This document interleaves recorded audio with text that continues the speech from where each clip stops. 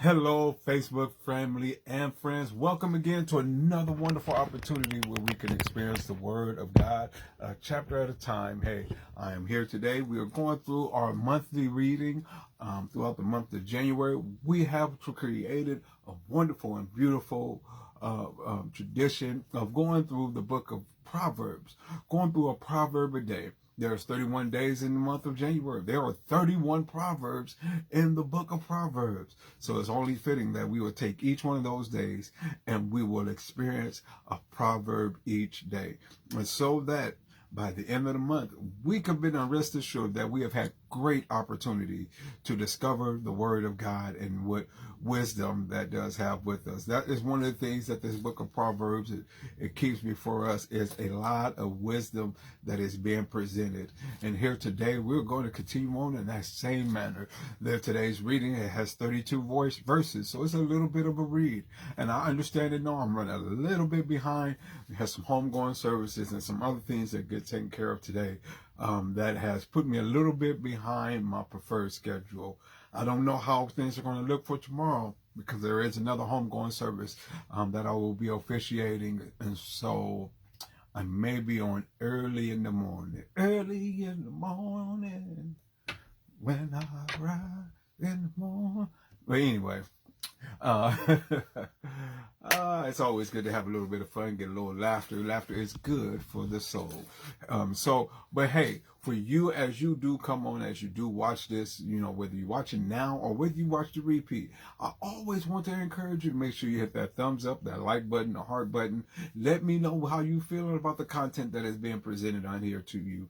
Make sure you leave me a comment or even ask any of your questions. Anytime you may have a question about something that we are reading. I love to be able to answer your questions. One of the goals or one of the aspirations that I seek throughout this opportunity, along with my ministry, is to help bridge the gap between biblical illiteracy and our biblical beliefs. Why do I say it in that sense? Because a lot of times the things that we believe in and what the Bible actually says, it sits as if there's a great river in between them with no bridge to get over or back and forth. And so we want to make sure that the things that we believe, that they are lining up with the words that are written. We also want to make sure that we not only know what is written, but we want to be able to understand why these things are written. We want to gather a deeper understanding. We want to grow in knowledge and we want to grow in understanding. But even so much more than those two things, we want to ultimately grow in our wisdom. We want to be able to know how to rightfully apply the Word of God to our lives. That is literally the combination that takes place in order for wisdom to come up, for wisdom to manifest. Being able to have knowledge and have understanding. And when those two are added together, they produce a wisdom. And most importantly, being able to know, understand, and realize that our wisdom that we are to be getting, it comes from God. A wisdom, as we were talking about a few days ago, as we read through Proverbs, this wisdom that was there with God before there was a there. This wisdom that was there with God when he took the moon and put it in this place. This wisdom that was there when the stars was hung by our Heavenly Father, the same God that did all these things in creation. Wisdom was there with him. And God possesses wisdom, and he expresses unto us that he has much that he just wants to be able to give unto us. And so we want to make sure that when God begins giving, that we can see what he is really revealing, understand how and why and what he is revealing, and then also being able to move in a realm, applying it to our lives. And so, hey, so you could go through, you could smash that like and I say smash, share, and subscribe. Those are the three words. Smash, share, and subscribe. Smash the like button. Smash the heart button. Share it. You can share with me your insights of what you are gaining. You can share from what you are experiencing throughout this time. You can share it with someone else. You can share this on your social media platform. And so you got those two things you can smash. the like button, smash the heart. You can share your comments. You can share with others. You can share the post, but also subscribe. What do you mean by subscribe? We're not on a subscription-based thing. No, we're not. But you can always make sure that you are following me so that as I prepare these readings, and there will be much more to come. Stay in tune. Be prayerful for me and with me. By the end of this month, you are going to hear some great things, and I would love for you to be the first ones to be able to know what God is getting ready to do in this space, and with a ministry that I believe He's entrusted into me. Sister Moore, good to see you on. How are you and the kids doing? Happy New Year's. I have not seen you since last year, so it's gonna. Hopefully, I'll be able to see you tomorrow. Tomorrow they have Derek and I tag teaming, so I look forward to being able to see you and the children there. And how is my buddy he doing? You can leave those comments there if you feel more comfortable not wanting to share with everyone. You can always just send me a message. You can reach out to my wife and just give her some of the updates. I know that you guys have a great, wonderful relationship, but great for you to be on. I pray that there is something that will be said here today that would enrich you to be able to walk in wisdom's way. And so here, let us go. Let us go ahead. We're going to begin our reading today.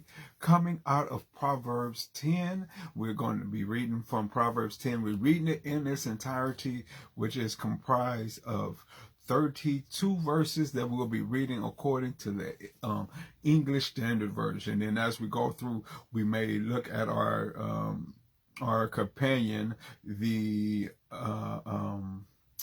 oh, wow, this didn't pop up right.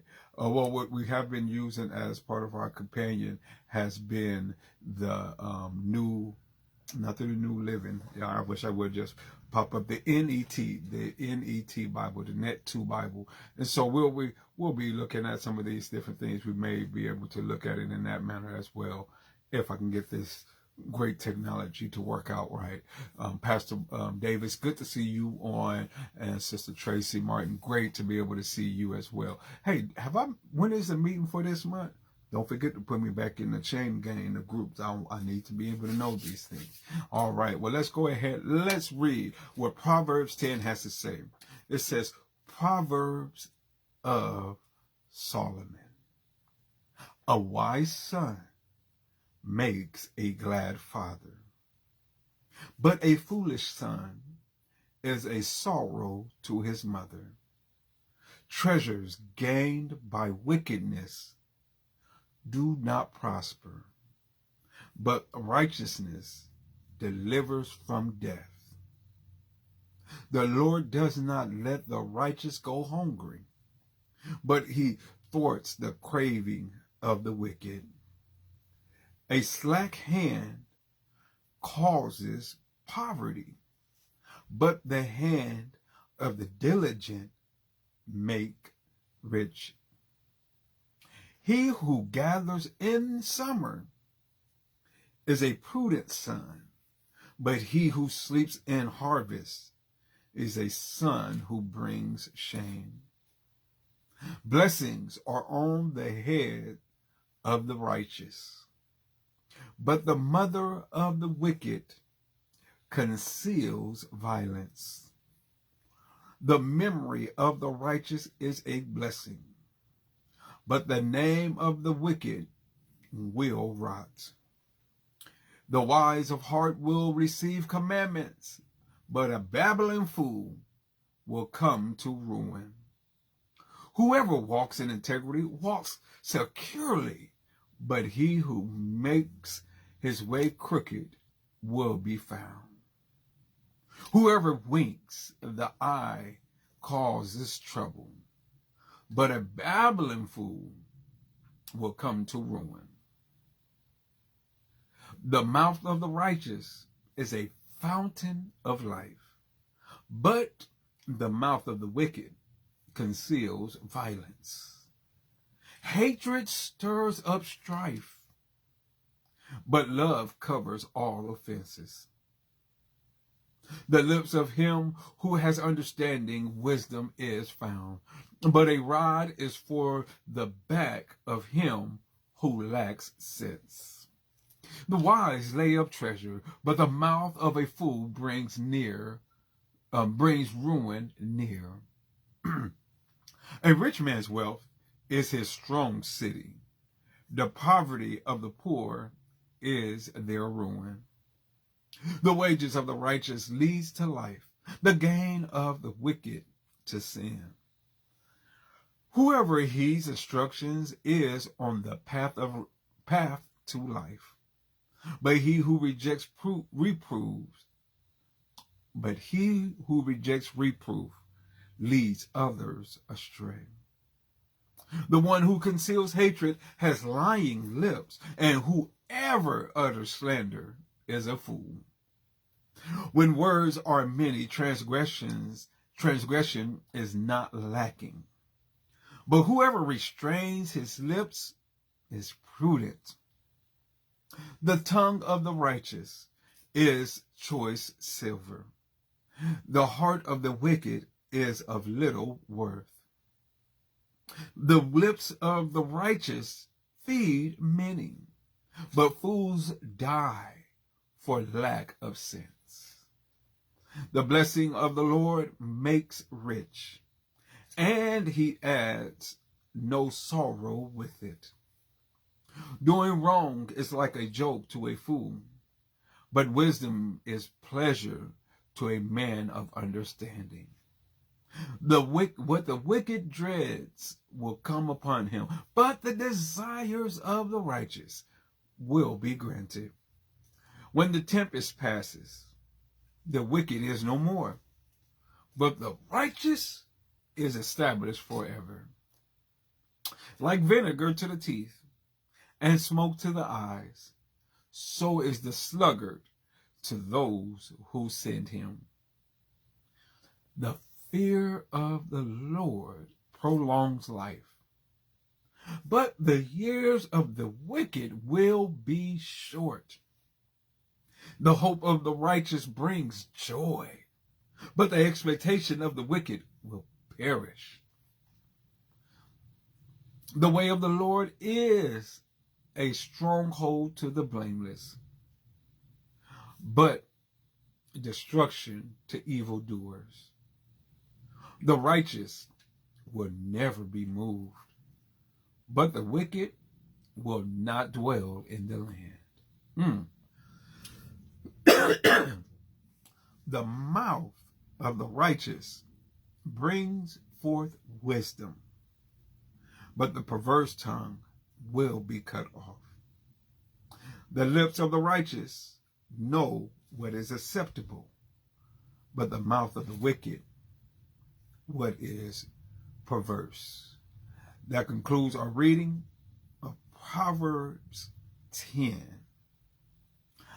I have noticed here, even today, as we began our reading, that the very first verse here says the Proverbs of Solomon.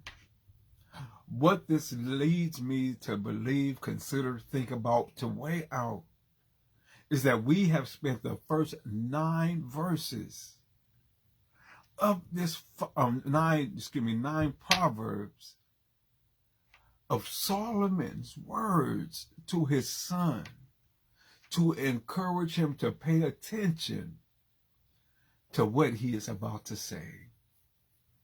He takes this time throughout Proverbs 1, 2, Proverbs 3, 4, Proverbs 5, 6, Proverbs 7, 8, and Proverbs 9.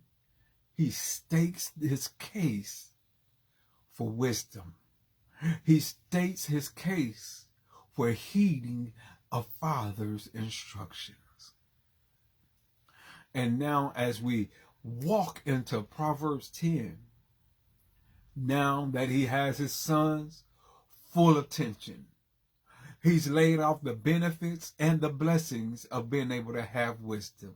He's establishes the warnings and the warfare that will come when you do not heed to wisdom. He has laid out the 2 trajectories of life, that you are either going to walk in the favor of the Lord, or you are going to walk without the favor of the Lord. He stated out claims and cases of comparing wisdom and all that she has to offer, and has paralleled it with the adulterous woman or the folly, and how detrimental it is. How much wisdom produces life, where the adulteress or the folly, the foolish, produces death. It shows how wisdom gives light, where the adulteress leads you into darkness. And so now he's painted all of this picture to gather his son's attention. We are now moving from the introduction to now dealing with the meat. We move from the realm of just receiving the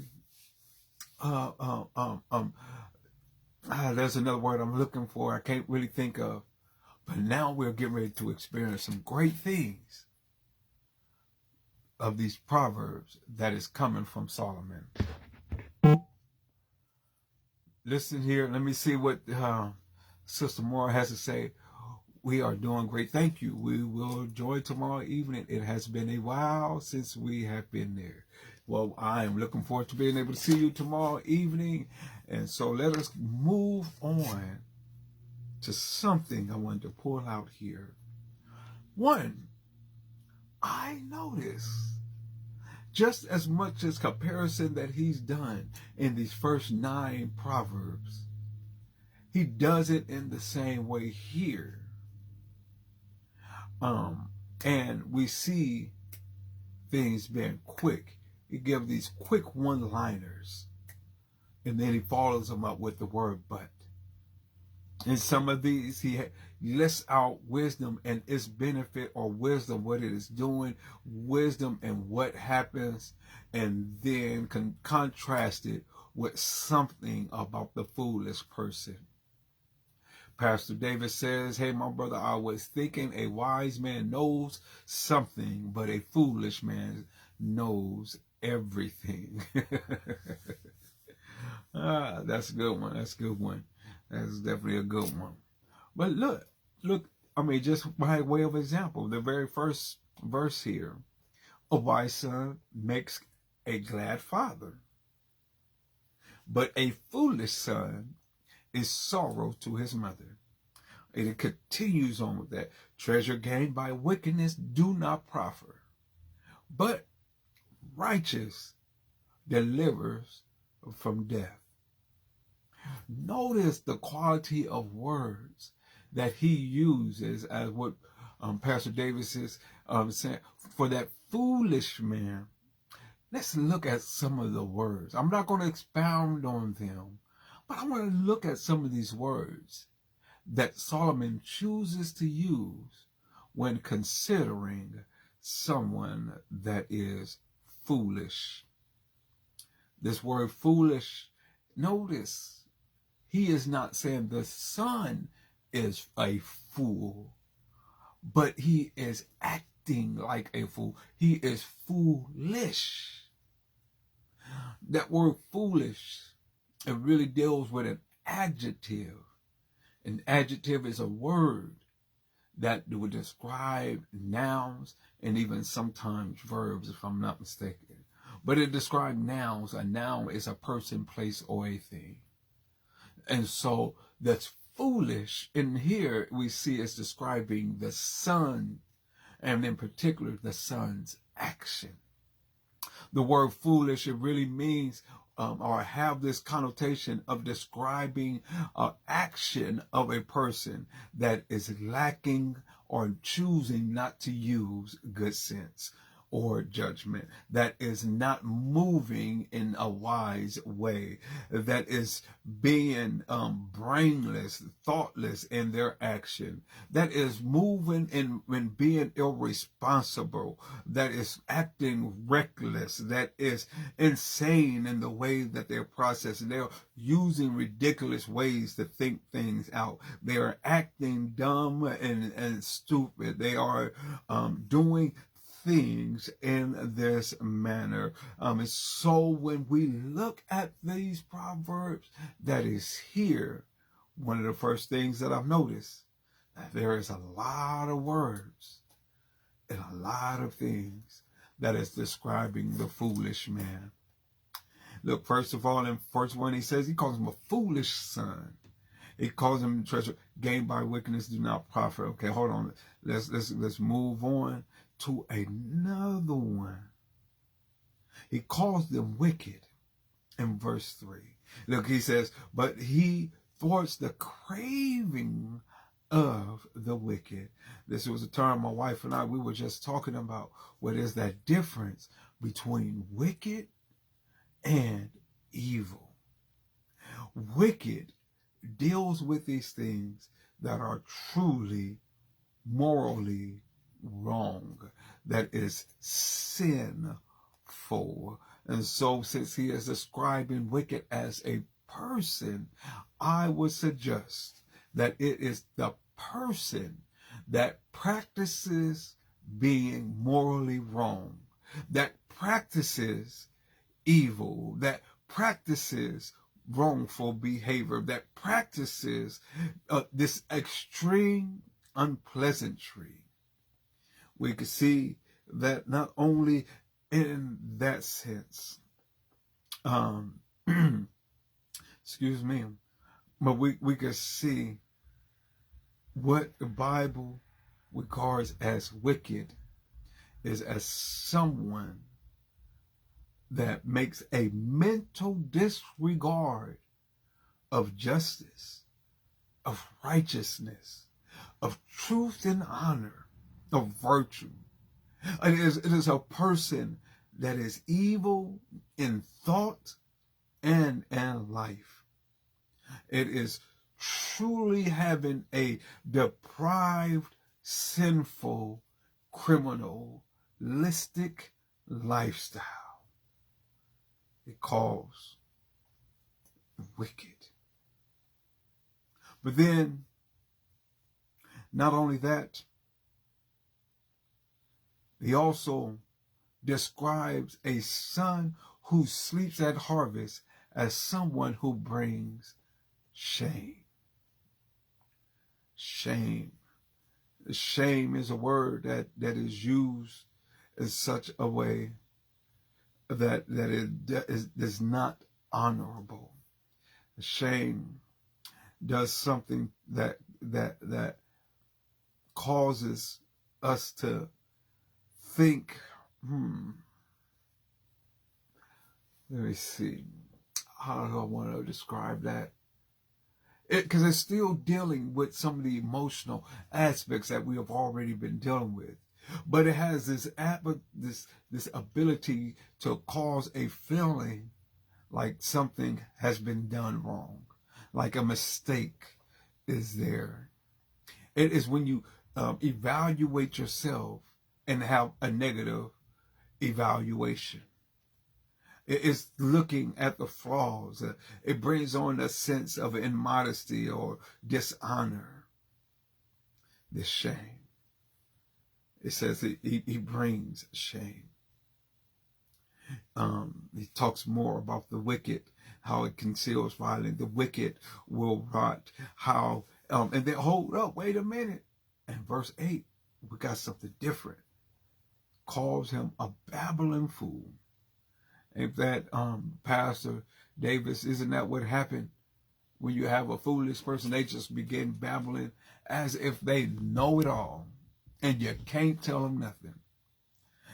Babbling is an act or an action of talking rapidly and continuously in a foolish and incomprehensible way. in a foolish and incomparable way. Taken rapidly and continuously in that foolish way really marks out that babbling. Yeah, my brother, we know a lot of them. Yes. And so let us look beyond that. He talks a little bit more about the babbling fool, the way of the wicked. And we could just begin to see these things come and being shifted and being dealt with as he uses this word wicked. He uses it in so many different ways, and being able to describe these things. The foolish is also described as one that has lying lips. Look at verse 18. It says, the one who conceals hatred has lying lips, and whoever utters slander is a fool.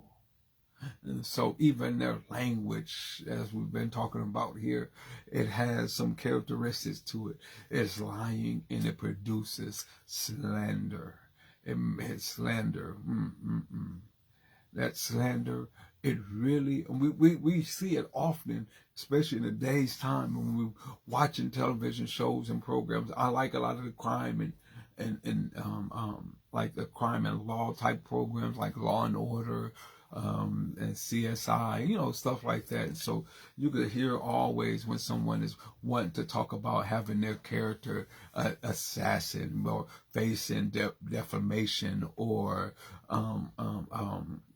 somebody having their name slurred or smeared, to have insults thrown at them, for someone to bring about a false report or a false accusation that people are what once said be mudslinging or bad-mouthing folks. That is what it really, these are some of the words that are used to describe someone that is using slander. These are some of the words that are phrases that identifies slander.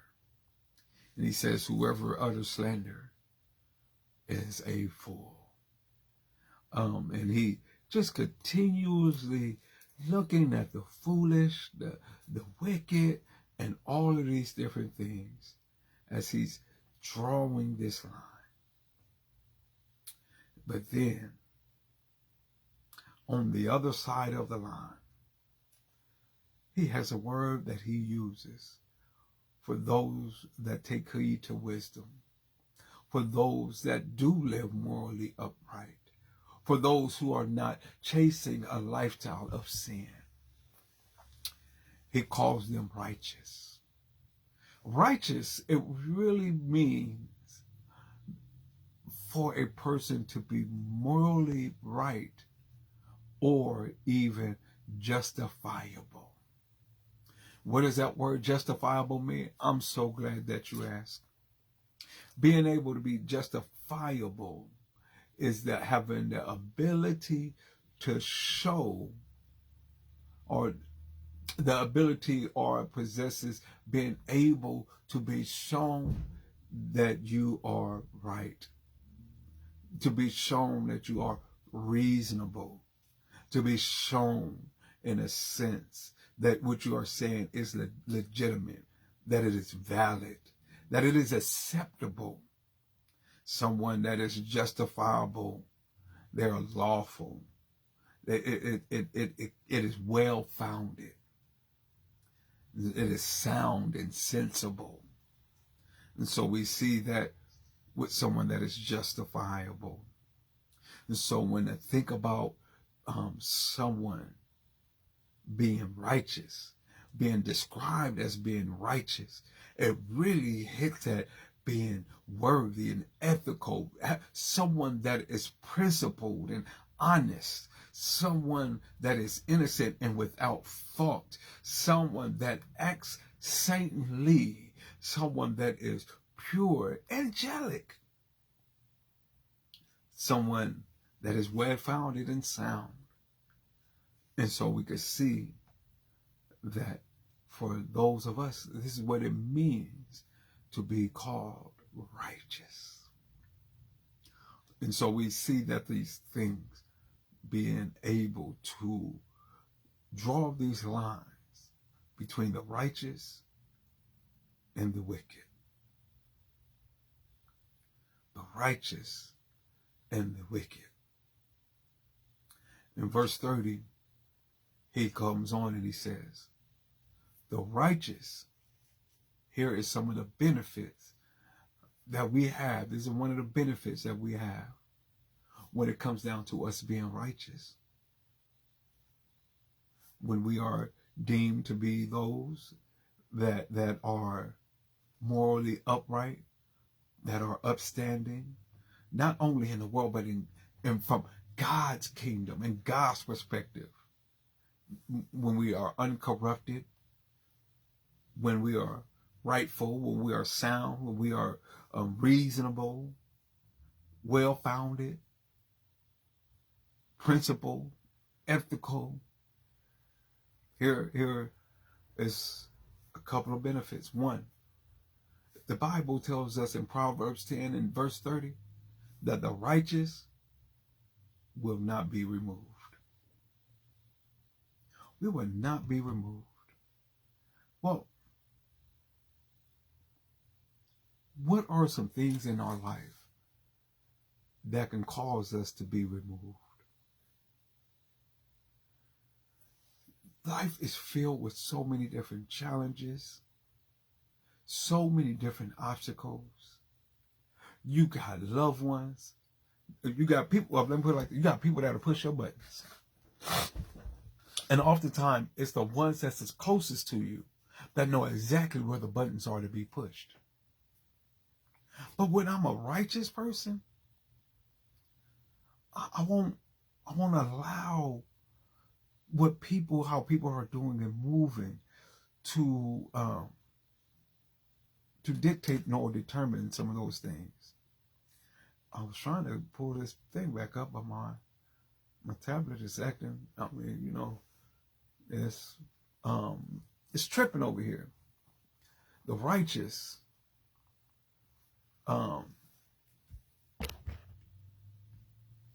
it's, you know, are your actions worthy even when you're going through different trials? One of the promises that we can have is that we ought to still hold on to wisdom, and we ought to hold on to God, because whatever may happen, it can us not have the ability to remove us. That we can have a sure enough footing and foundation with the Lord on our side. Unlike the wicked. Look at verse 30 again. It says, but, that word but that's there. We've seen it in almost every verse here, but it lies in a contrast. It lets you know that you are going one way, and but says it's time to make a turn. That something different is going to be presented. And we get to see this shift begin to take place. We have the benefit, those of us that are called righteous, of not being removed. However, it is not the case with the wicked.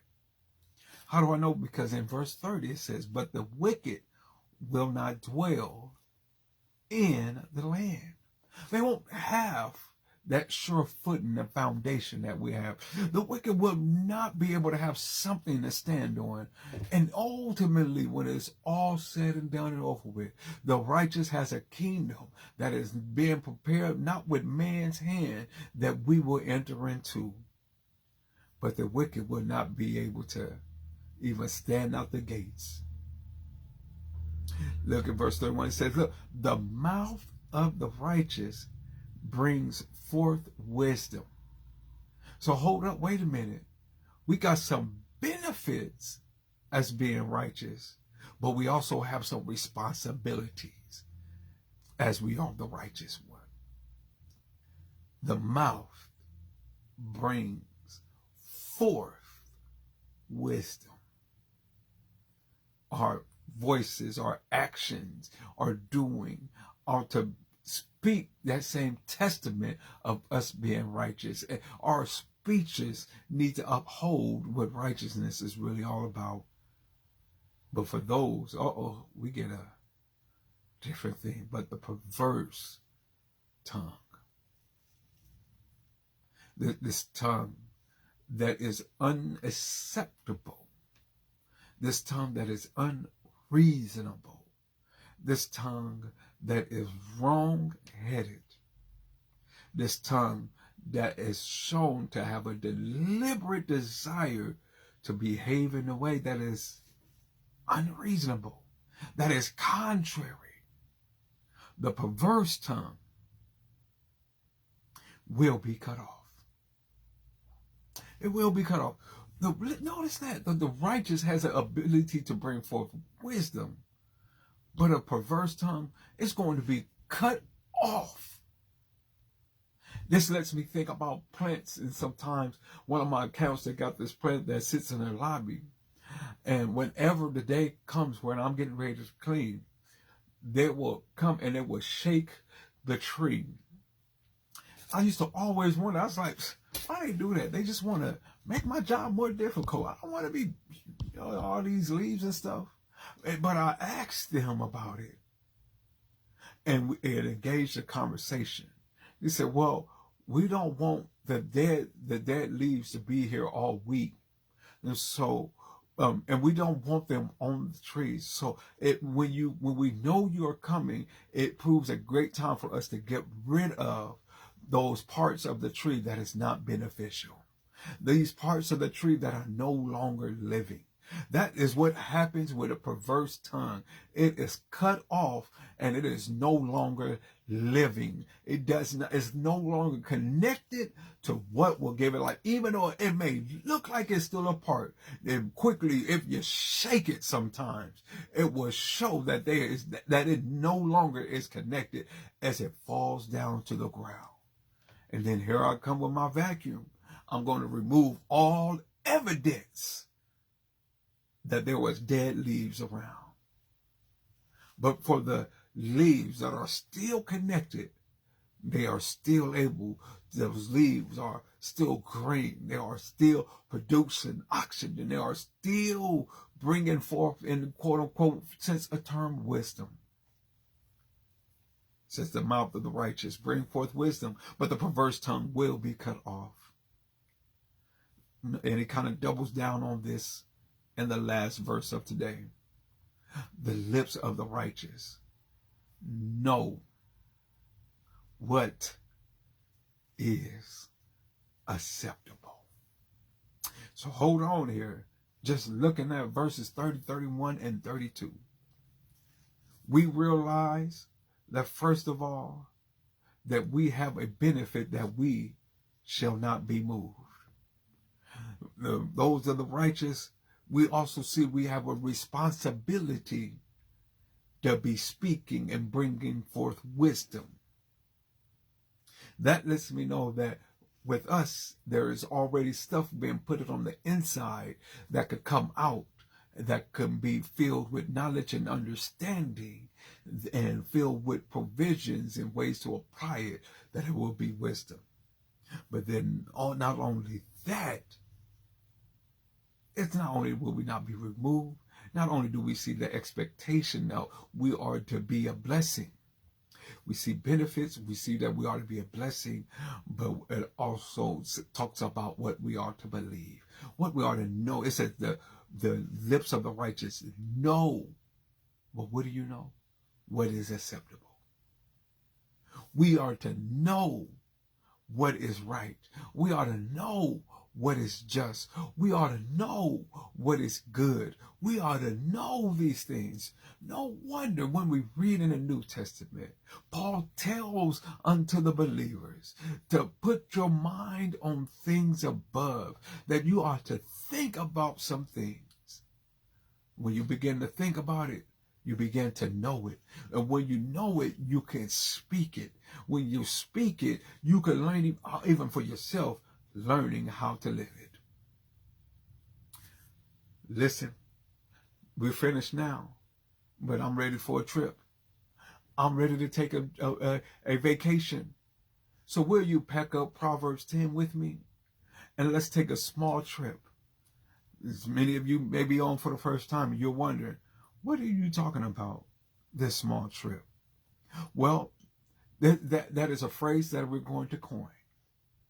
That simply means that we're going to use what we have learned, and we're going to go somewhere else in the Bible and experience it. Hold on, let me make it a little bit more for you. When you live in a city or a town or a space, that is there where you do all of your relationship building. It is there that you go and work and you provide, and it is there that you do all these things within the city. It's there where you go to your church and all these things. But then there comes a point in time when you leave your home city and you may travel to another city for a vacation. And that vacation, what do? You may go there for one or two reasons.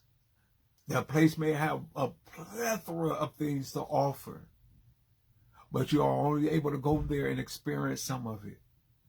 With the small amount of time that you may spend there, you embrace those few opportunities, but then you pack yourself back up and you come back home to where you live. And so when I'm using that terminology, when talking about the scriptures, we have been living in Proverbs 10. But now there is something beneficial to what we have been learning somewhere else. But instead of going there and building a whole nother house there, we're just going to go there for a quick visit. Where are we going? Let's pack our bags. Let's go into Proverbs 4. Listen, he says at verse 8 of Proverbs 4, finally, brothers, whatever is true, whatever is honorable, whatever is just, whatever is pure, whatever is lovely, whatever is commendable, if there is any excellent, if there is anything worthy of praise, think about these things. That's all I wanted to pull out of there, because each one of these words that is used sound very familiar with the terms that was used as similar words and phrases for that of righteous. All of the true is righteous. Honorable is righteous. Whatever is just is righteous. Whatever is pure is righteous. Whatever is lovely is righteous. Whatever is commendable is righteous.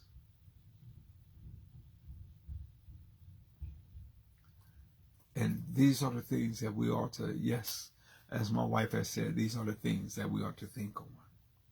Okay, now let's pack up our bags.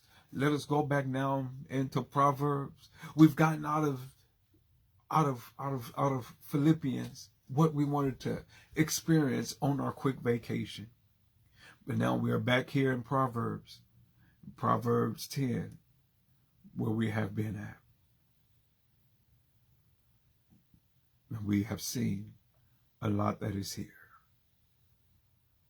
And I know that one of the things that Philippians goes on to say, and the God of peace, or I can't remember if it's God of peace or the peace of God will be with you.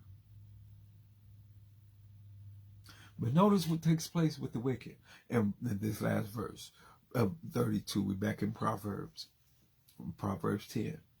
But the mouth of the wicked, what is perverse? And to put it in context, because it says the lips of the righteous know what is acceptable, but the mouth of the wicked, you can even put here, know what is perverse. And we've laid out what that perverse looks like. That one, he knows what is contrary. He knows what is unreasonable. He knows what is unhelpful. He knows what is annoying. He knows what is perverse. He knows these deliberate things that have this desire attached to it to do things that is, here it is, to behave in a way that is unacceptable. The wicked, they know how to behave in a way that is unacceptable. But the righteous, the lips of the righteous, know what is right, or know what is acceptable. The challenge I want to leave you here on this day, as you think about all these different things that we have talked about here, to consider, are you living righteous or not?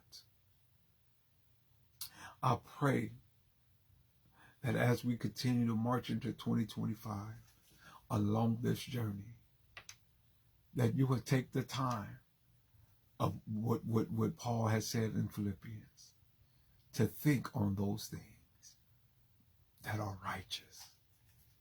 And not only think on them, but implement them into your lives. Knowing that not only is it acceptable, but it is also a requirement that we got to be bringing forth these things. But then not only that, knowing that it places us in a position to not be removed. Removed from what? From God's presence. Brother Fletcher, it's good to be able to see you on, and I'm glad that you accept the challenge. My wife is commenting on what Pastor David said about the foolish man knowing everything. My wife says everything and can't tell them nothing. That in its own self, I remember when I was going through leadership training at our church. My pastor, he always tells us that we ought to be fat leaders, F-A-T. We ought to be faithful, we ought to be available, and we ought to be teachable. And even for this, I will probably make an amendment to that. That we ought to be faithful, and we ought to be, here it is, instead of only available, but also acceptable. We ought to be faithful, we ought to be acceptable, and we ought to be teachable. Hold on, wait a minute. Can I make one more amendment to that? Verse 31 says the mouth of the righteous will bring forth wisdom. So I could say a fat leader could mean that we are fruitful, that we are acceptable, and also that we are truth tellers. But I did want to talk about that, just bring that up, that we are teachable for that comment. You can't tell them nothing. Well, anyway, this has been a great time to spend with you here on this day. The hour is well spent, and I pray this has been a blessing unto your soul. That's another good word right there, accountable. Oh my goodness, we could run with that. And maybe you're on at a later time and you're just thinking about that acronym, that F, that A, that T. You think, I mean, we talk about that A, we don't put out accountable, acceptable, available. I'm thinking about that F with favorable, fruitful, and faithful, teachable, and that we ought to be truth tellers. What are some of those words or things that you think about when you think about being a FAT leader, a fat leader? Brother Des, as I put forth that challenge, would you stand up to the challenge to be a fat leader? and take that word fat and fill it in. What is one word with that F that you are going to commit to this year? Faithful, fruitful, favorable, acceptable, accountable, available. And whatever words, I'm just so that we are in mind there, what that looks like.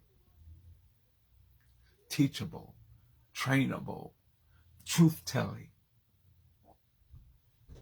I am going to be a fat leader this year. How are you going to be a fat leader? That's my question unto you. And surely make sure if this has been beneficial, if this has been beneficial unto you, I'm going to ask you to do 3 things: smash, share, and subscribe. My 3 S's: smash. My wife she just appeared up here. She's laughing at me because she know how I am with these word alliterations and things. So smash, share, and subscribe. What I mean by smash, make sure you hit that. Make sure you hit that like button. Make sure you hit that heart button.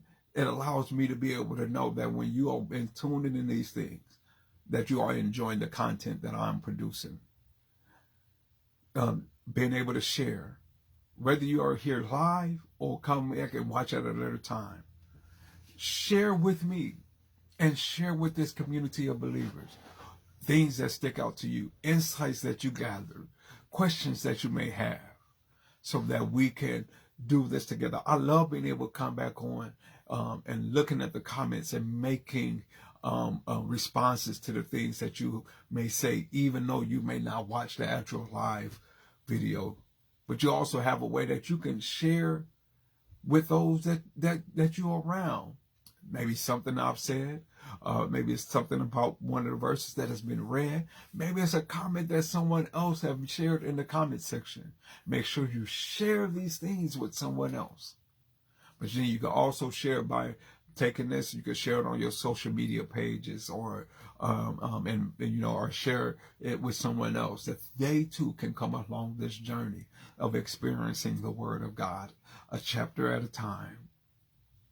So that's the smash. That's the share. Subscribe. Well, hey, make sure as you are watching on Facebook that you hit that follow button so that you can be aware of what is whenever I am going live and producing this content for you to be a part of. And I just want to enlist and challenge you to stick and stay with me. I trust and believe there's about to be some new things that is coming forth. But before we finish with Proverbs, we're going to see the movement of God. And you will be able to know firsthand what God is about to do from this space. And so anyway, may God bless you and may God keep you. That is my humble prayer. And until I see you tomorrow, may your days be filled with His presence.